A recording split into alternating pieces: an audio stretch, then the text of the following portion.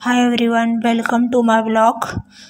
तर आम्ही चाललो आहे फिरायला देवदर्शन शेगाव श्री गजानन महाराजांच्या मंदिरात.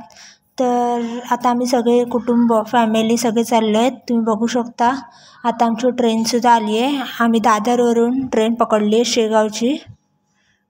आता आम्ही ट्रेनमध्ये चढतो आहे. खूप गर्दी होती.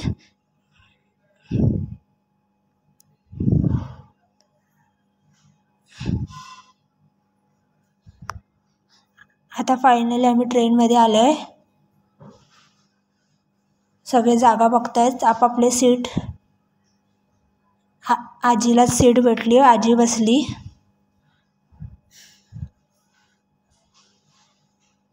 आमची सीट थोडी पुढे बाजूलाच आहे. फायनली आम्ही जागेवर बसलो आहे, म्हणून वहिनी पण खूप खुश आहे. वहिनी आणि मी एका सीटवर आहे. फायनली आमचं ट्रॅव्हल चालू झालं आहे.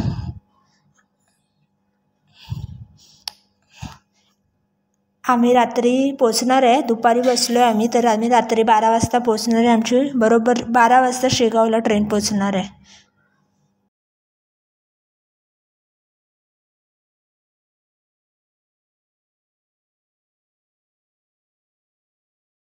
फायनली आम्ही पोचलेलो आहे शेगाव. आम्ही निवासस्थान आहे त्या ठिकाणी आम्ही पोचलेलो आहे. पण आम्ही अगोदर बुक केलं नसल्या कारणाने आम्हाला तिकडे जागा भेटली नाही. तिकडे सगळे रूम बुक होते, म्हणून आम्हाला बाहेर हॉटेल बुक करण्यापुरता तेपर्यंत आम्हाला असं बसून राहावं लागलं. सगळे थकल्या कारणामुळे सगळे झोपून गेले. खूप थकले होते सगळे.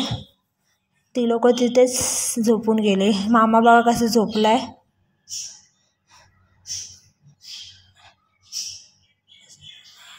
मावशी बघते माझ्याकडे आणि हसते काहीतरी बोलून.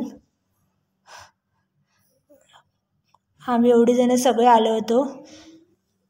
फायनली आम्ही मंदिराच्या सकाळी 6 वाजता दर्शनासाठी निघालो आहेत आणि मंदिराच्या आतमध्ये पोचलो आहे. बघा किती जण सकाळी 6 वाजता लाईन लावून होते. फायनली मलाही बघा, मी ड्रेस घालून मस्त तयारीत होती देवाच्या दर्शनासाठी. खूप गर्दी होती. बघू शकता किती गर्दी आहे दर्शनासाठी. फायनली मंदिर आम्हाला दिसलेलं आहे. तुम्ही बघू शकता समोर मंदिर आहे. गजानन महाराजांचं मठ आहे समोर बघू शकता. खूप लाईन आहे. मी तुम्हाला हे खिडकीमधून दाखवते. अजून माझी लाईन बाकी आहे. मी लाईनीत उभी आहे.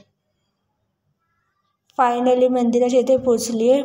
पण मंदिरामध्ये मठात कॅमेरा अलाउड नसल्या कारणाने मी व्हिडिओ नाही काढू शकली. तुम्ही बाहेरून बघू शकता किती सुंदर मठ आहे.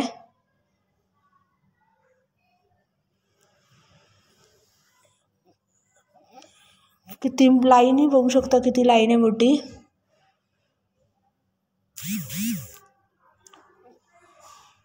एकदम व्यवस्थितरित्या लाईन आणि सगळं व्यवस्थित आहे. खूप मस्त मंदिर आहे. तुम्ही नक्की जावा. बघू शकता मंदिर.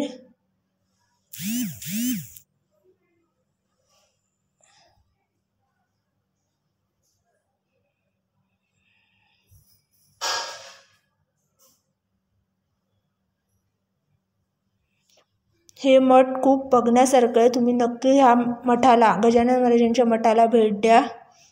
एकदा तरी तिकडे जाऊन या. हे शेगावला आहे. शेगाव बुलढाणा साईड या ठिकाणी आहे. नक्की या मंदिराला भेट द्या.